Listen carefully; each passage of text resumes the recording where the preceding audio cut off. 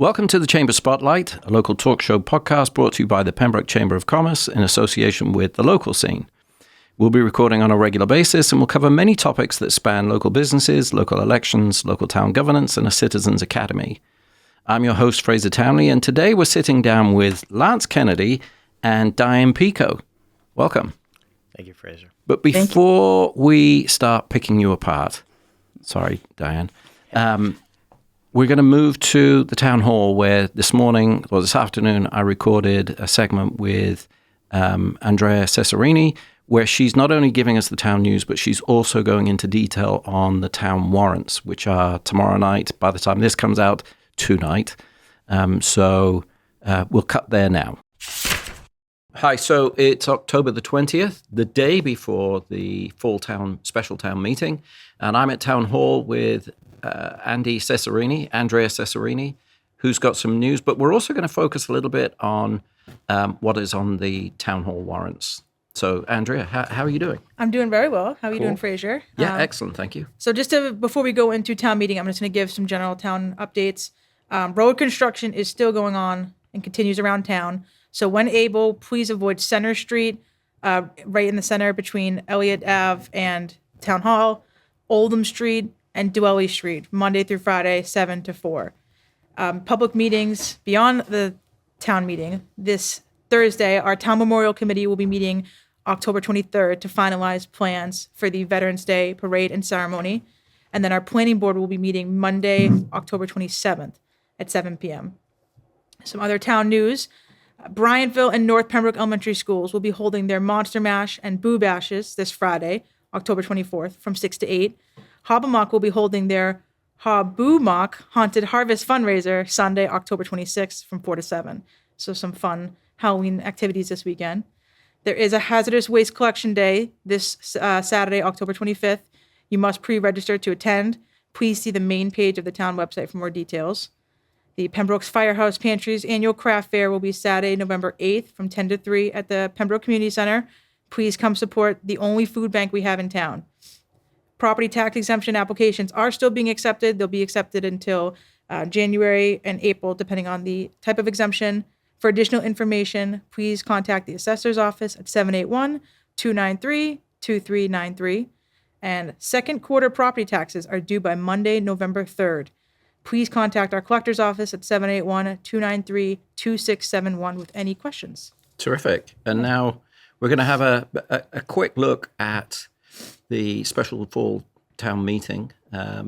So let's go in the order that it's printed. Yep. So we have 9 articles, so pretty trim warrant.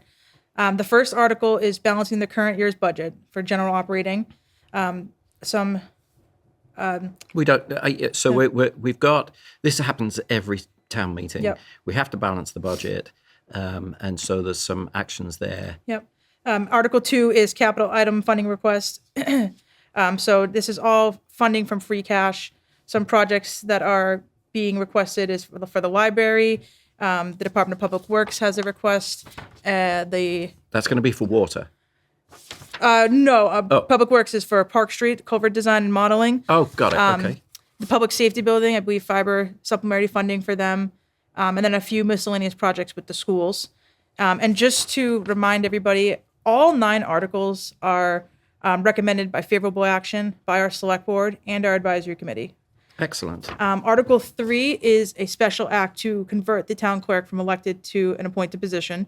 So currently, I'm the interim town clerk. I am appointed to a elected position, so I'm in a kind of an odd standing. Depending on how this vote goes, either will remain the same and we just will have the town clerk be elected, or it would change and it would be an appointed position, meaning it's hired by the town manager. Article 4 is to amend the general bylaws to remove the consent calendar from the lottery. So the way that our current system works is that articles get taken up by lottery system with the exception of Article 1 and Article 2, which is the article... budgetary items. Exactly. Yeah. And then we have a consent calendar, which is seen as the routine articles. They don't really bring a lot of discussion. One of them is to set the election, annual election. Another one is to just set revolving funds. So these are, they're seen as, routine articles that generally don't gather any discussion. And so by if this passes, if we take it out of the consent calendar out of order, it allows us to get to the important portions of the business that help us, operate and fund our operations for the year.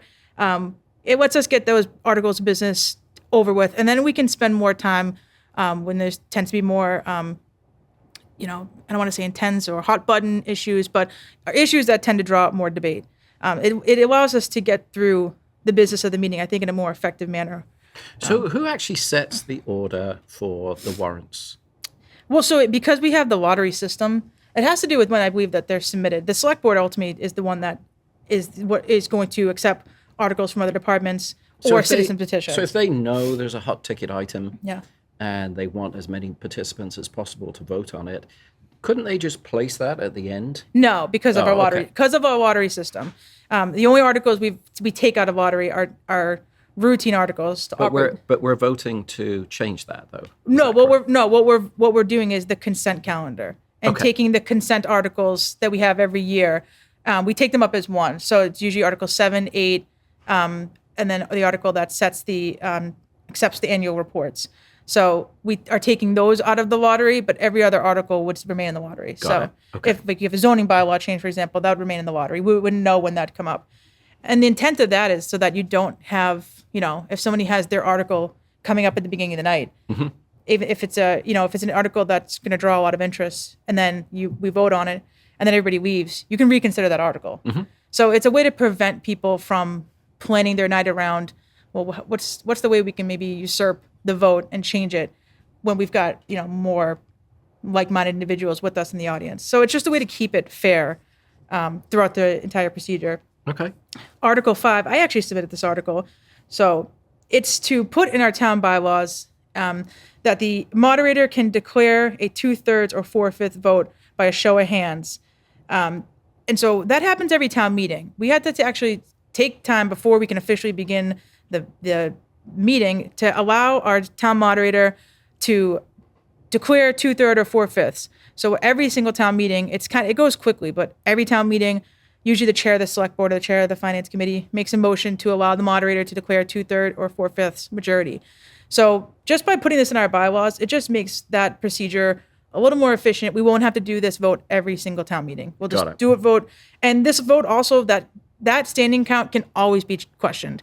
So we put it in our bylaws, but that doesn't mean that the moderator has this absolute power to always declare 2/3 or 4/5. The second that's challenged, he would do a standing count vote. And that's in the language too of the bylaw change. Okay.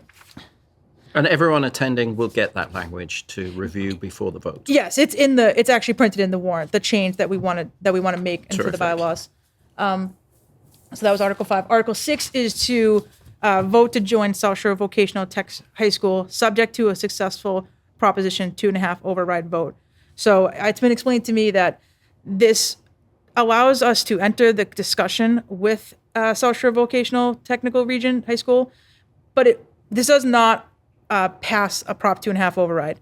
So we still will have to wait and in likely the spring pass the Prop 2.5 override at town meeting and at town election. So this vote today, or tomorrow rather, the way I'm been explained and the way that I've understand it is basically allowing us to enter formal negotiations, but we are not necessarily putting up the money at this town meeting. That's correct. So what we're doing is we're indicating the town's intent to join. Yep. We then have to wait for the other member towns that are already a part of the South Shore VOTEC to vote to accept our inclusion. Yeah. Once they have accepted our inclusion, we then have to vote at the ballot box whether we're prepared to pay. Yeah. And so that's the step by step. So tomorrow it's not procedural. There are implications, and the implications are that a yes vote then moves our intent to the member towns for them to vote on whether they will accept us. Yeah, which exactly. is pretty likely they will. So yeah, and so I know some people are concerned with the property taxes increasing, and I just want to be clear that this vote doesn't necessarily do that. It's going to take a few more votes. It's a longer process than just we vote today and that's over. But I believe, to the best of my knowledge, if we don't pass Article 6, then I don't believe we would end up, those other votes to those towns would go forward. Do you know if that's correct? No, we have to make This has to pass in order for those other towns to vote to accept us. Correct. Yeah. Article 7 is... Well, I say correct. That's my understanding. Yes, yeah. yeah. We're not school committee members, so Right. the school committee or Aaron Obie would have the best information. It's a complicated process to enter a multi-town. So when the chamber did the forum in September, that was what was discussed with Erin and the chap from the... And that forum actually is online. You can go to the local scene and still watch that forum from September 16th. There was our school committee superintendent, I believe the superintendent for the South Shore, Yep. Votech, Yeah. town manager. Yeah. There was a gentleman from Paul Viella from the Carpenters Union who'd gone through the South Shore. So, it was very informative. The information that you and I are discussing, I gleaned from that forum. So, Article 7 is to amend our zoning bylaws and updating our kennel, the language we have for kennel licensing, or definitions for kennels. And this actually came forth because Always Law was passed in 2024. And Pembroke currently doesn't have a kennel licensing program because our language is a little murky on if kennels were allowed. So this clears up this language and it sets the pathway actually for us to establish and adapt a kennel licensing procedure so that we can get our kennels in town properly licensed. very good. So we just need this update. This actually matches what the state's language is. So some of our language didn't completely correlate So with do you that. believe the kennels that are in town currently, do you believe they are following the state? Yeah, they have been. They've been. So there shouldn't be any issue. For them. Yeah, like the kennel. Okay. The kennels. It's not the kennels. It's not their fault that we don't have a licensing in place. Like I said, this was passed in 2024, December 2024 of Always Law, and that's when we started. Our planning board started making these discussions to make these changes with our ACO, Leanne Meal.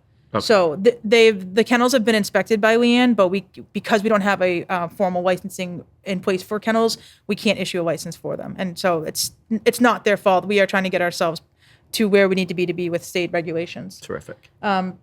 Article 8 is community preservation committee projects. So this is routine. CPC funds can only be used for specific projects. So it's mainly for historic purposes. I know the First Church, they're asking for some funds to replace the sewing circle. Historic Society to make some restorations to the Quaker Meeting House.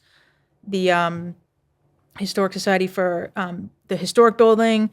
And then Bethel Chapel looks like they're going to get some renovations as well. So these funds can only be used for certain projects, anyways. And so you routinely see CPC projects on special and annual town meetings. And then the last one is to fund the collective bargaining agreements. So our clerical workers, our Department of Public Works, our water department. I don't believe the police or fire are on there, but it's to fund those unions' bargaining agreements. And that is the skinny of the Pembroke Fall Town Meeting. Well, that's excellent, Andrea. Thank you so much for talking us through it. That was very thorough. And by the time this podcast is heard by people in town, it will be tonight. We're recording this yesterday, but it is going to be tonight. It's very important that you get engaged in civics, and there's some important actions to be voted upon. So thank you so much. Yeah, and we'll see you tomorrow on stage. You absolutely will. And you'll see me before you even get to the stage. But just to remind voters, you can start coming at, we have check-ins ready at 6, but more people come around 6:30. Please stay for the entirety of the meeting, especially if there's an issue you're particularly concerned with. Stay for the entirety of the meeting. If you have at any point any questions, town meeting can be a really interesting dynamic. And at any point you have any questions, you can shoot up your hand, yell hold, or question, and the moderator, his name's Steve Dodge, he is very responsive. He wants everyone to be on the same page while we're making these very important decisions. So if there's any questions, I know it can be an interesting dynamic and an interesting place to participate in democracy, but please feel free to hold the meeting and ask your questions. Excellent. And you will have your jacket on? Are you going to wear it? I was planning on it, but I don't know Good. if I'd be a repeat offender, but it does get a lot of attention. So Excellent. Well, we'll see you tonight. Yep, you will. And thank you so much for Absolutely. your time. Thank you. Thank you. Okay, so we're back. And let's start with you, Diane. Great. Hello. Thank you for having me. It's my pleasure. Our pleasure. It's the Chamber's gig. So what do you... I kind of know, but I want you to tell everybody what you do for the town, please. So my name is Diane Picot. I am the director of Pembroke Senior Services. Mm-hmm. So I share the building with Lance Kennedy, who is our director of community services. We share the space with recreation. Mm-hmm. So we are all under the same beautiful new building that has been open for a little over a year now. So I am in charge of the staff there, a wonderful group of volunteers, making sure that the services are brought to everybody 60 and older in the town of Pembroke. So I could be a member. You could be a member, absolutely. Very good.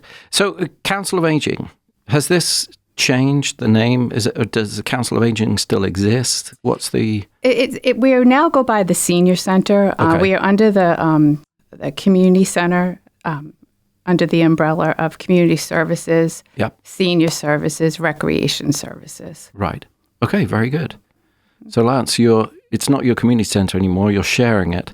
Well, and I think that's the amazing part, and we'll get into it a little bit, but to be able to have multi-generational programs under one roof has been tremendous, and the benefits we see from that. Mm-hmm. I know Diane will share some of that, but it's been very unique to see. And as Diane shared, now the town sort of merged from, my role now has gone from rec director to the community services director. Okay. And with that, I support our senior services, our recreational services, our town landings, and our parks within the community. So bigger scope to allow us to really address, if there's a service in the community, my job is to support that and really provide resources for that. And so we're excited to have them both under one roof, rec services and senior services, because the combined programming and the ability to see so many different generations under one roof has been tremendous. So my title for you as one of the hardest working men in Pembroke has just got even bigger.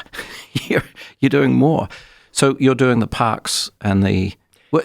tell me some of the parks. Sure. So we have 4 park areas in the community. Obviously, the center being one of them, and we have our Byzantium Park down below, where our field is. Our Birch Street Park, which is also known as Ford Park over there. Yep. We have a playground and a ball field over there. Our Magoon Park, which is on the north side of town.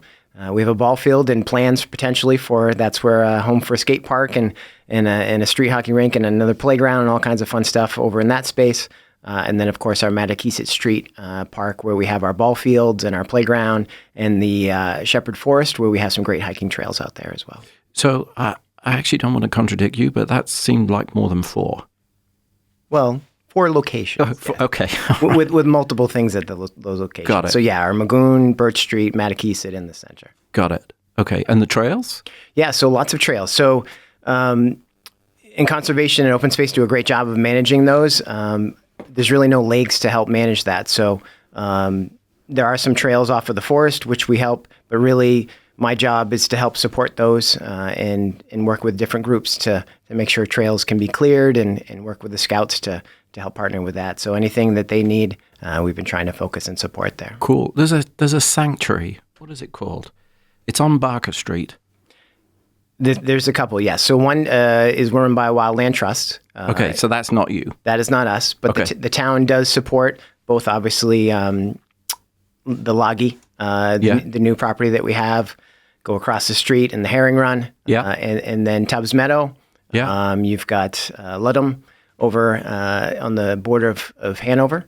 So some great hiking trails in our community. It's part of the 12-mile hike. And our goal is to eventually connect everything so that you can hike anywhere in town at one spot. Fantastic. We'd like to connect those right there behind the center and see where that happens. I'm discovering the trails, actually. This is a great time of year for that. Well, so I wasn't a big dog fan, not a big dog lover. My wife got a therapy dog, and I just fell in love with this dog, and now we walk the trails daily. It's excellent. It's really quite something. But I'm discovering parts of Pembroke and a little bit of Duxbury as well. But I'm discovering, like, I didn't know this existed. It's fantastic. It really is. We have some great resources. Yeah, for sure. Okay, so back to you, Diane. So you've moved. What's happening? You've moved from. There was a building for the Council of Aging. Yes, our former building was located at 144 Center Street. We are now at 128 Center Street. Right. It's absolutely beautiful. I know you've been there. Yeah. We have the indoor walking track that is available 7 days a week. The community center is open 7 days a week, so our patrons, anybody over 60, can come in and use that track on a Saturday or a Sunday, even when senior services is closed. Yeah. So the collaboration is really great. Having Lance there, he's always assisting with our events and, our big food events. And we had given our assignment for Halloween, Lance, right, what our costumes are going to be. So it's really great to have this collaboration. Everybody who comes in the building is just so impressed. Yeah. It really is. It's a stunning building. I was not part of the old building, so I was very thankful to walk into this. Yeah. And I've been there since January. I find that the community in Pembroke to be wonderful, very friendly, and we have a great group of volunteers that keeps growing. So if you haven't been by, please come on in. We'll give you a VIP tour. That's a message to the listeners, not me. Yes, like absolutely. You said, I'm there a lot, come on in and bring a friend. And you don't have to be a Pembroke resident. You can be over 60 from any of the neighboring communities and come in. We welcome you. You can take access to all of our classes, and they are growing. We have a great programming coordinator. Our outreach services is booming. Fall is particularly busy time for outreach, where we have Medicare open enrollment, all the renewals for fuel assistance, all those support services that are so crucial to keep in their homes are renewing. Yeah. So it's a very busy time for us, but I have a great staff. And things are going really well. Cool. So you've just invited people from outside of town. Is that reciprocated in the other towns? Absolutely. So we have agreements, or that's terrific. So who are the towns around us? Who are our neighbors that reciprocate? So we get people from Kingston. We get people from Hanover, from Halifax, from Hanson, from Plymouth. Quite often, if you grow up in this area, you've lived in this area, you have friends that live in neighboring towns, and you want to go to a lunch or go on a bus trip or, take an exercise class. So we welcome that, and vice versa. Our folks can go there as well. Yeah, that's really cool. It is, and a lot of people don't know that. So well, they're going to find out. They're going to find out. Yeah. Well, and to that end, Fraser, I think you find every center has a different offering, a different opportunity, right? And I think the resources being so limited as they are these days, some of the towns even that surround us don't even have a senior center. Right. So for us to be able to support those communities with the tremendous resources we have, again, for the seniors to participate, it's been a great opportunity for them. So, and I understand why we're talking about senior center and community center, but do our neighbors have community centers? No, we're very unique that way. And I think some of my peers that I speak with as they look at projects, and you look at Hingham being one of them. Yeah. They're in the process of building a senior center and having conversations with the rec director. He was trying to get that same model, because we know there are limited resources when it goes to construction, and how do we utilize, especially where the scheduling and the time frame is very appropriate for both, where seniors tend to focus early mornings through midday, late afternoon, and then in the evenings, the buildings sit pretty quiet. And so to be able to utilize them for other ways in the community is a great asset. And so we're now able to keep that building full all day long with unique and different programming for the different ages, as well as combined multi-generational activities. So are we up to speed? Are we up to capacity? Plenty of room to grow. Good. Yeah, I say that with hesitation, because I know these guys have done an amazing job with programming during the day. So I look like today, and we literally had programming all day long. And so as we're setting up for the rooms and we're getting them prepared, it's getting close. I mean, here we are, as Diane said, a year and a half in, and we're trending in the right direction. Cool. Diane, historically, has that been the case with? I feel we shouldn't be saying Council of Aging. We've moved on, but it was the Council of Aging. They had their own property. Was the programming as complete as you're now describing? Well, they did the best with the space that they had and the great team that they have. But the possibilities are endless now in this great new building we are in. So we have a lot of opportunity to have, Sounds like we're offering a lot more to our seniors Yes, than we were 18 months ago. Absolutely. Which is amazing. It really is. And the numbers have grown. They have doubled already. Wow. Yes. Do we have double? Yes, the numbers have doubled since we left the old building. Very good. Of daily participation, and that continues to go up. Yeah. And Lance, I also see a lot of, especially during the summer months, it's like a camp there. Are those numbers it's hard to tell, I should imagine, because we only have two seasons. We do have, obviously the system can produce our numbers, and those have gone up tremendously. I don't have the numbers pre-construction, right? So the old building, those numbers were robust at times as that program was strong. We moved into the schools for the couple summers that we couldn't get into the facility.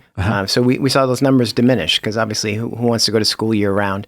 So it was a challenge for the kids, and the program took a little bit of a dive in numbers that way. But as we've been back in the community center, we've been at capacity the last 2 summers, which is tremendous. And to see that grow, and now we're kind of trying to figure out what the next steps are for our summer rec program there to say, all right, how do we get more opportunities for families to be able to be part of that? Yeah. And are you feeling utilized? Because you got the what do you call it again? It's not council of aging, please. Our senior services. Let me just write that down so it's in front of me. Senior, I don't want to make this mistake again. Sure. So you've got senior services. That seems to be humming. You're doing a great job, Diane. And then you've got the summer camps. But there's the majority of the community are in between those two groups. Sure. And I think are they taking advantage of the community center? Well, and we're starting to see some growth there. So I think we had to feel out the building for the first year and kind of see usage, right? So we have a challenge between those that would love to just rent it and utilize it for their own good. We have a beautiful gym. We have a great track. So how do we manage the financial side of it, where potentially we could get revenue for the facility along with all the various community groups as well as our own internal programming? How do we manage all that between the rec services, the senior services, and our other nonprofits within the community, the scouting community, the youth sport community? So finding a balance. So the first year has kind of played itself out. We see what people's needs are. And now as we move into year 2, we're able to sort of manage that a little better. We're getting ahead of our winter season we host Pembroke Youth Wrestling, we host Pembroke Youth Basketball, along with a lot of other activities that go on there. So how do we manage that? We have the high school JV programs practice at our facility. So supporting our community and making sure the residents are able to take advantage of the facility, as well as keeping it for programming from rec services, from senior services, as well as just keeping the building open so that if it's a rainy night and I want to get inside to shoot some hoops, I always have some space to do that. So we've been getting, now we're in that kind of phase 2 of pressing forward with that. So like all new businesses, you start with, as you said, feeling it, getting a sense for what the turnover can be, get the volume going, and then once you have the volume, you break even, and then once you've broken even, you work on the profitability. Are we at that stage yet? Probably, I know there was a 3-year plan that was, or even a 5-year plan that was produced to saying that's when the community center will be profitable, right? So breaking even, so there's no operational budget, it's just a functional budget. And I think it's going to come, and obviously conversations will need to take place with the town to say, how do we want to continue to use this facility? Because yes, I could literally rent to clubs and youth sports and pay the bills, but how do we find that balance of making sure the community has access to that? So I think there'll be at some point making that decision as a town and a community to say, here's the balance we're good with, right? There's a civic responsibility and then there's a fiduciary responsibility. Correct. And I get it. You're looking for the balance. Yeah. But it sounds like you're on the right track, which is terrific. Yeah. Albeit, was it your plan? When you say you inherited a plan. I did, yeah. Okay. Are you able to tweak it and adjust it? We have, yeah. Because I think some of it was, again, you can create a plan, but until you see the building and until you see how it functions, a lot will get moved around and changed, and we'll be able to take kind of the base of that, but obviously it's been adapted quite a bit since. Very cool. You must let the chamber know how we can help in any way. I don't quite know. I mean, we're looking at putting events on there. I think some of the events you have that we support have been terrific. Farmers Market being probably the largest that I can think of, unless you want to correct me. Have I got that right? Farmers Market, I think from a sheer amount of days that we have with them, absolutely. They go from June all the way to October, which is tremendous. Yeah. Every Saturday. So with that, there have been a lot of tremendous activities that we've either led, supported, or been partnered with. Yeah. We talked about the farmers market, the arts festival that comes to us. Wasn't that magnificent? It was magnificent. Pembroke just has a great time. I tell you that. These events are... The Kelbys did an amazing job. I'm sure other people were involved, but I know from a chamber perspective, they were the ones spearheading it. And I just thought it was amazing. A great event and something that we have been talking to our members about. And we're getting a lot of people saying, hey, we want to be involved. That was such a terrific event. Well, and we were able to build on that this year and have Pembroke Community Day, which was on the Saturday of the Arts Festival. And with that, we wanted to include the business community in that. And how do we draw people to the center of town? We don't have a typical downtown like Plymouth or some of the other communities do.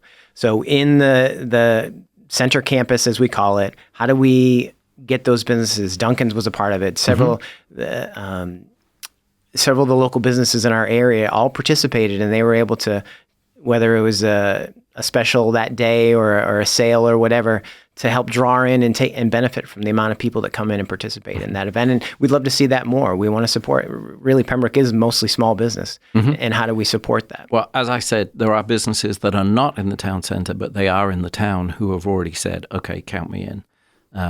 That's fantastic. You were going to say something. I say, all of these great events, we've had an outreach table. I think you might have met my volunteer, Ed Menz. Yeah. Yes, Ed's been very active. It is what a great opportunity to get the word out about senior services and everything we do, and to get people to come into our buildings. So we're really happy about that. He's going to continue doing that. There's a Firehouse Food Pantry Craft Fair coming up on November 8th. Yeah.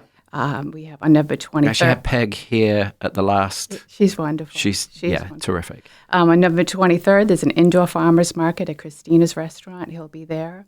And he's going to be at the farmers market tree lighting on December 6th. So, he's a great person. If you see Ed, tell him we said hello. Ask him any question. He has all our material. And so he's a great at the tree lighting, there is going to be a Christmas fair, Christmas market. We're working on the details now.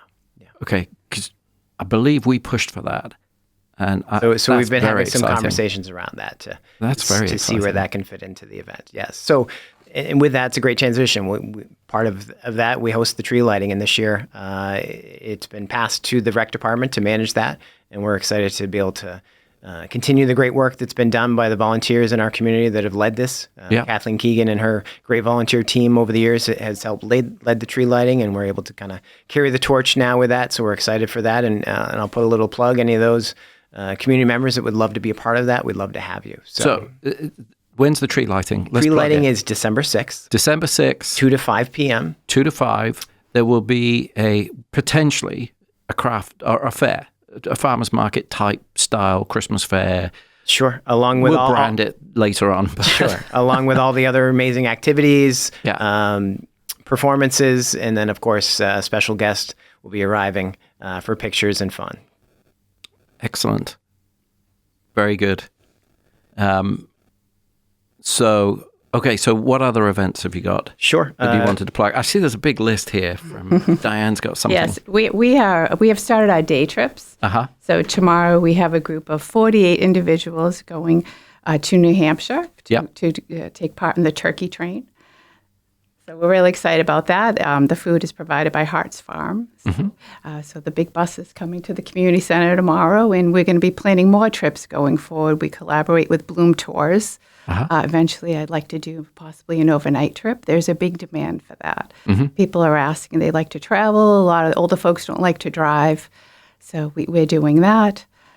In addition, those trips are open to anybody. You don't have to be 60 years old. You don't have to live in the community. We welcome everybody to go on these trips. Is there a fee? There is a fee. There is a fee, and depending on what the trip is, the price varies. But of course, call the office, and we will let you know about that. We do have some other upcoming trips that we were doing in March. Excuse me 1 minute, we'll be celebrating St. Patrick's Day at the Aqua Turf Club in Connecticut. So we're really getting out there. And then coming up in 2026, we're going to have a Rhode Island Lighthouse Cruise Tour. Nice. Yeah, which is really exciting. Again, the dates of that to be determined. and a Best of Maine tour. So, I want to go on a lot of these ourselves. Yeah. So as I'll we check go my forward, diary. Yep. And with the holidays coming up, we do realize that the holiday time is difficult for a lot of people. A lot of people live alone. Even if they have family in the area, they might have mobility issues. So Senior Services makes the holidays really fun. We have a lot of stuff coming up, starting with our Halloween party that's going to take place on Tuesday, October 29th. That's funded by the Friends of the Council on Aging.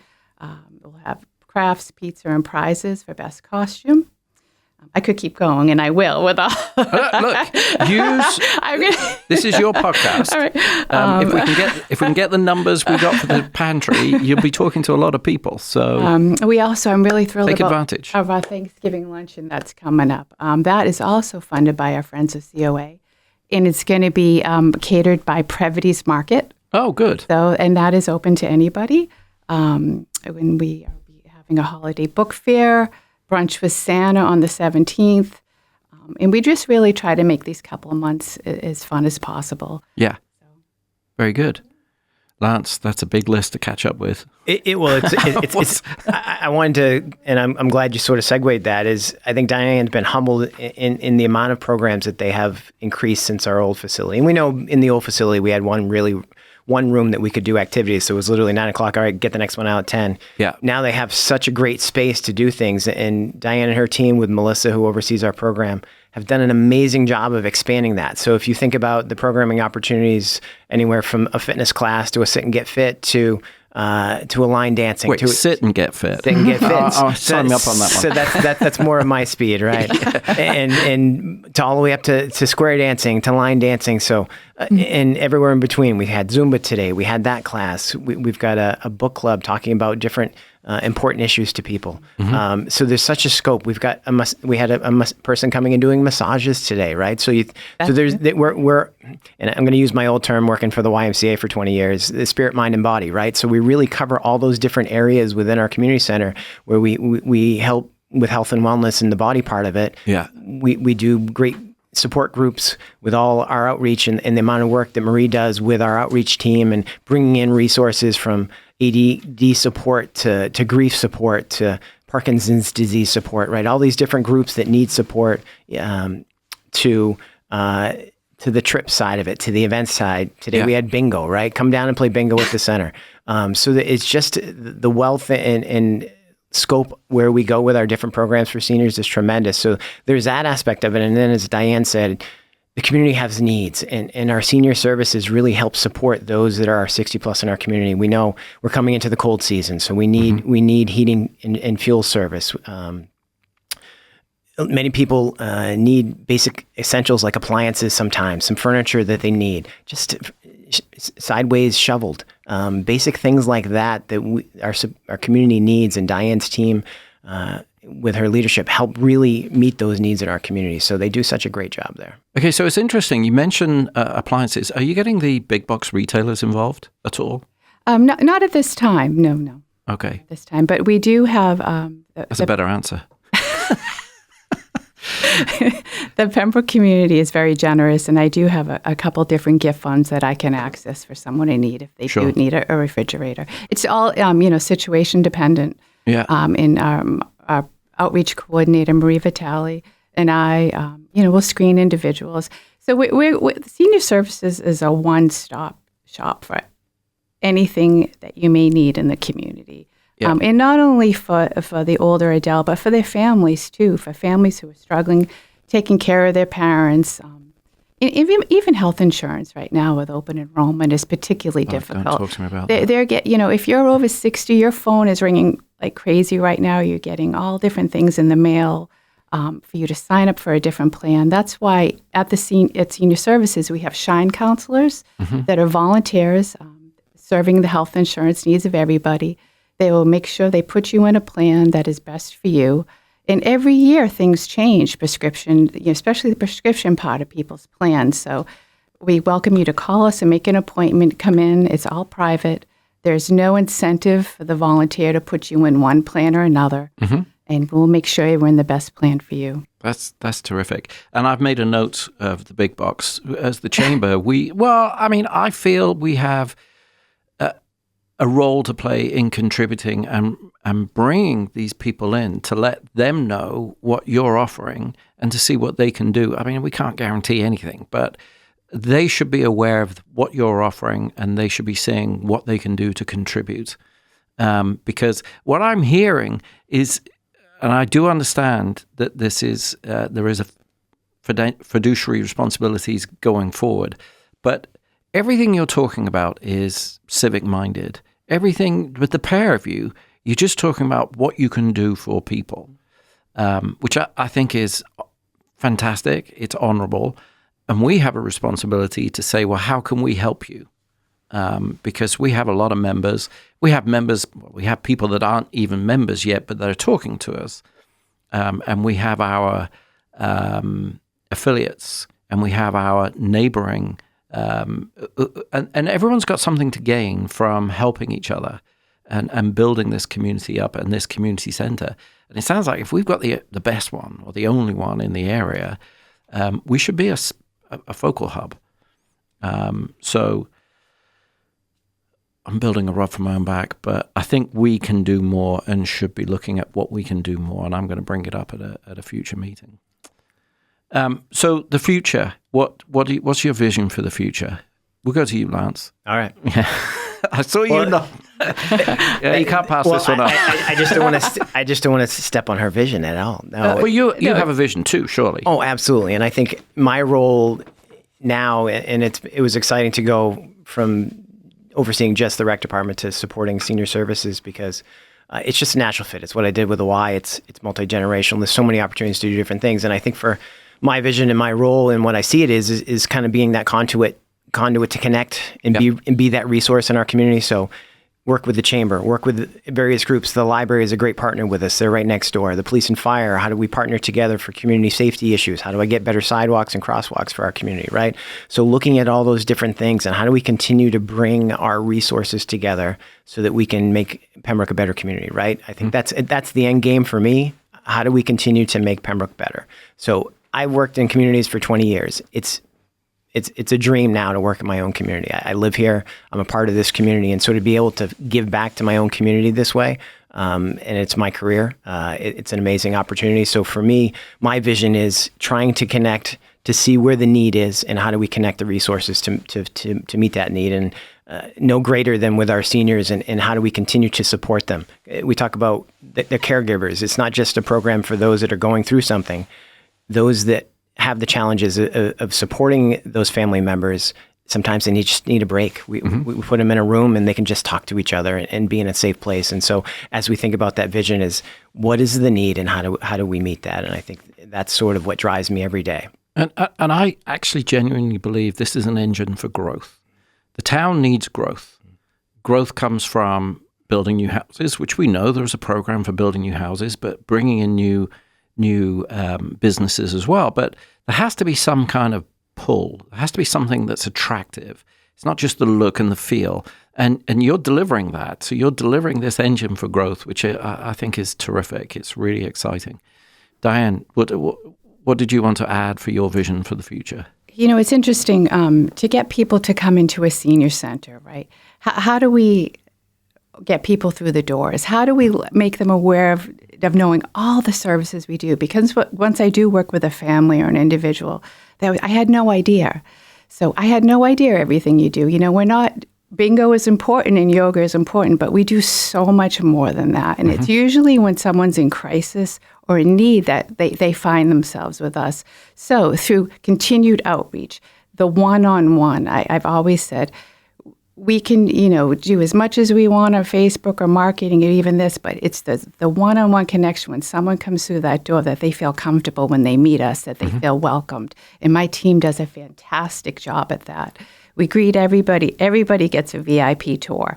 And as you talk to people and get to know people and know their situation, and they start to trust you, when they do have a problem or if they're having trouble staying in their home or paying for prescriptions, or they were scammed and they might be too embarrassed to tell anybody, then they'll come in and talk to you about it. So it's building those relationships. I really tried to do that in the past year, being new to the community, spend a lot of time out of my office, meeting people one-on-one. And I'm going to continue to do that, continue to get out into the community and spread the word about all the good things we do.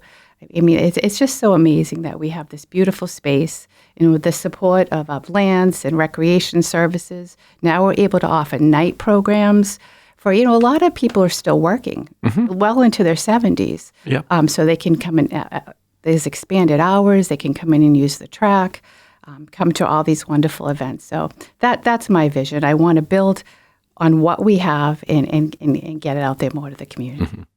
I think also, if you need to start at a younger age as well, because if you've got a 10-year plan, the people that are 70 today are going to be 80 by the time you've executed your plan. If you start talking to the 55-year-olds today, they're going to be 65 by the time and they're going to be in the sweet spot. So anyway, that's... And what's wonderful about sharing this space? So the 40-year-old who brings his son in to play basketball, he's going to, when he turns 66, it's going to be those same doors he walks into. Yeah, and exactly. So it's not as, it's not as jarring for people. They're very you're familiar. 65, you're over there now. It's not like that. We're all coming through the same, using the same space. So it's a great model. Amazing. Yeah. So we're actually well over time, and we ran a little bit over time with the town hall warrants and stuff like that, but this has been a fantastic conversation. Lance, is there anything you brought a whole load of paper that no one can see, but you've been reading off it? Is there anything on there that you wanted to say and you haven't had the opportunity to say? We won't segue to it. You just say it now. Sure. I think the biggest thing is come check it out. Yeah. I'm still finding the amount of people that walk in for the first time for a community event that they had to come to and realize, wow, this is what the community center is about. So it's your community center, Pembroke. Yeah. Take advantage of it. Come to it. There's no cost to use it. Yeah. Don't be a stranger. We'd love to see you. Brilliant. Diane, you? I exactly what Lance said. I mean, there are so many programs I didn't even get to talk to you about. Well, talk about a limited amount of time. So you're not limited. It's your podcast. So we have this wonderful grant through South Shore Help to help offset dental hygiene services. So we actually have a mobile hygienist coming into the center. Amazing. So I find a lot of people have great health insurance once they retire, but the dental piece falls away. So we offer that for $35. You can come in for a dental cleaning, and South Shore Health picks up the rest of it. What age? 60 and over for that. 60 and over for that. And that's a full cleaning? It's a full cleaning, though. It is all certified. And yep. Okay. You've given me something to think about. I can assure you. It's expensive. And we offer, as Lance had mentioned, massage services, pedicure and manicures. Foot health is very important. Sure. So, and actually that draws in a lot of older adult men, which is great. Because going to a podiatrist is expensive. Yeah. So we offer that for, it's $15. Oh. There's no reason not to take care of your feet. And so this isn't this is... this is once a month. Once a month? Yeah, once a month. And where can people get information on this? So you would call the center. I am working on an online registration program, but right now you would call the center to register.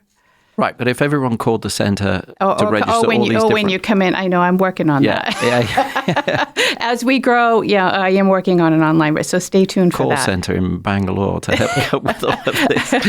Well, and I would echo that to this end is we're continuing to try to work on our communication tools. Yeah. I know the town is in the process of updating our website, which will help with some of that. Yeah. But we know we're still looking at ways that we can better communicate.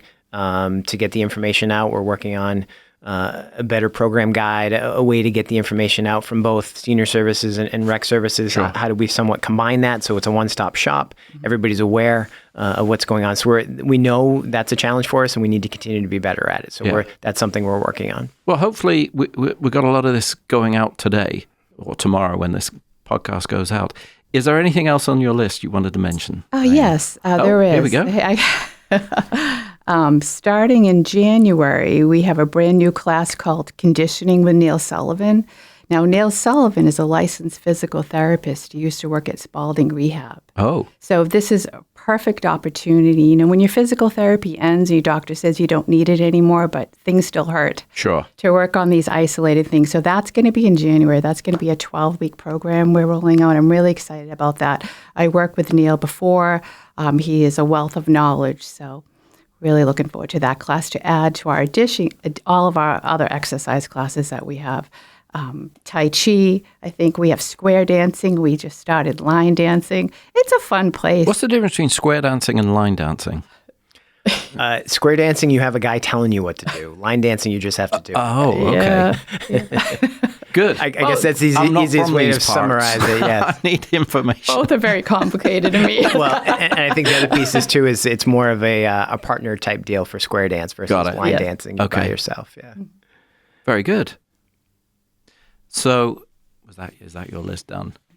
Excellent. I'm glad we had an opportunity to have this discussion, actually. So I've learned an awful lot. So that is, we are at time. So thank you to Diane and Lance for coming in today and participating. And thank you to all our listeners for tuning in. This podcast will be available on Apple, Spotify, and YouTube with additional links on our Facebook page. Don't forget to like us on Facebook at the Pembroke Chamber of Commerce. And if you're interested in becoming a member of the Chamber, please go to the Pembroke Chamber of Commerce website, pembrokechamber.org. Diane, Lance, again, terrific. Thank you so much for joining us. Thank you very much. Thank you. This was wonderful.